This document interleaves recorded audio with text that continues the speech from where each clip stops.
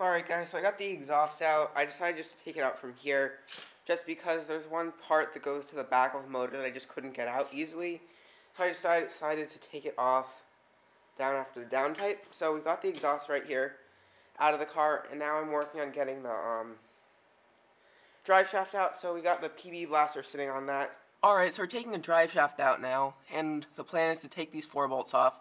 3 of which are already off, and I've got 1 left. I'm probably going to put a jack underneath it so it doesn't smash me in the face when it falls down.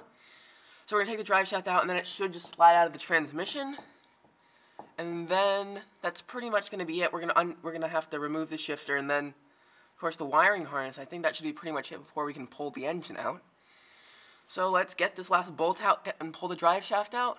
And, of course, can't forget about our carrier bearing. We have to undo that as well, and then the drive shaft will come out. Alright guys, so I got the drive shaft out, as you can see right there. We've got our drive shaft. And of course our transmission up there. Alright, so I just pulled the engine harness through. It really wasn't that complicated. Just undid it on the inside from the ECU, which I also took out. There weren't that many bolts holding it in. Then I just pretty much unplugged it and I just yanked it right through a little hole down here. And it fit through pretty well. I thought there was going to be some problems with some of it fitting through, but it just slid through pretty easily. So that's pretty much it. We're just going to undo the shifter, and then we'll be able to pull the motor out, which is pretty nice to see. So skipping a little bit farther ahead in time, you can see there's a big hole in my car where it looks like someone stole my engine. But actually that did not happen. I took it out, and I put it somewhere else. My engine is here. I took it out with this great engine lift that I assembled myself. It's superb. I got the engine out. It wasn't actually that hard. It was missing some things though, which made me kind of concerned. When I say missing, I mean like right here. This is some sort of sensor or something, and it's just like broken off. The only sensor that was still on the engine was this one down here.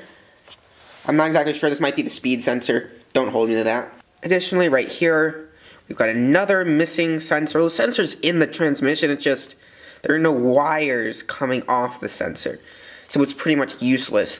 And looking in the engine bay, we can see some wires that don't look like they're hooked up to anything. Just kind of hanging out. But it's not exactly obvious where they go, so I'm not going to go sticking them anywhere. Because the car worked perfectly fine without it. Then on the transmission, we have a third sensor that is not hooked up to anything. I say the engine and car functioned perfectly in that it worked, it moved. That's pretty much it. So right now the most difficult thing I'm thinking, it's not that hard, it's just going to take a couple, maybe 30 minutes to do. I have to take the wires out of the single cam dash connector right here.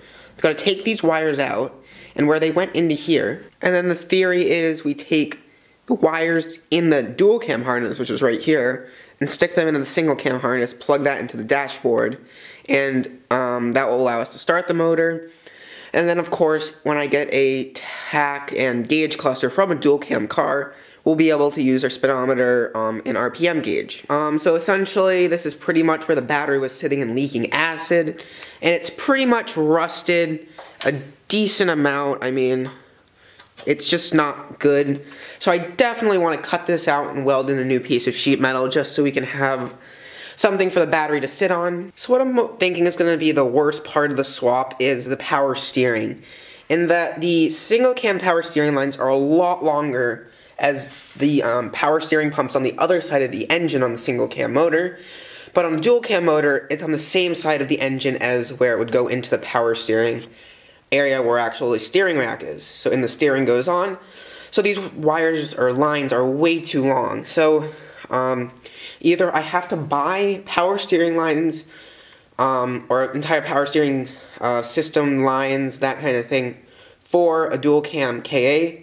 I can, according to the internet, I don't know how I feel about this, I can bend the ones I have to make them fit, or I can just go buy some aftermarket power steering lines.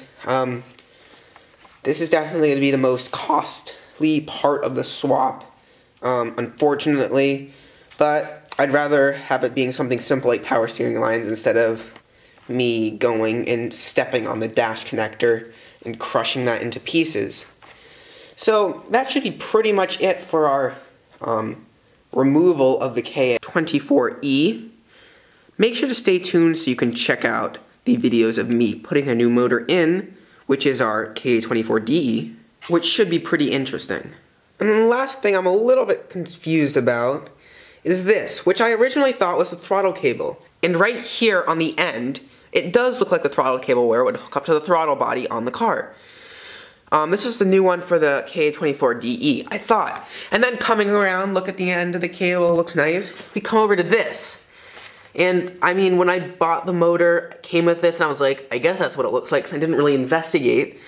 And I'm not really sure what this is, because that's not really what was hooked up to the single cam motor and the single cam gas pedal. As this is what the single cam throttle linkage looks like, where it comes through the firewall and it's hooked to the gas pedal. So it doesn't seem like what I got is actually a throttle cable. I'm pretty sure I'm gonna have to buy a new throttle cable, but if any of you know what I do have and would like to tell me, that would be greatly appreciated. There's no transmission. There's a huge hole. I could like put things in here, but they would fall down. Look at the ground. Not too much transmission fluid leaked out when I removed it. So we got two new things for the 240SX. One, we got a solid polyurethane transmission mount, which should increase responsiveness, performance in the vehicle. It will be causing the vehicle to shake a little bit more, as there's not as much buffering between the engine and the actual frame, but it doesn't really matter because race car. And down here we've got our solid steering shaft bushing. The stock one is 25 years old and it's made out of rubber, so it's pretty soft. May be causing a little bit of steering slop, but this solid one should fix that a little bit, give us some more direct steering. So that's pretty much it for the removal of our KA24E motor. If you would like to see more, make sure to subscribe, like the video, leave a comment saying some things, and tune in for the next video.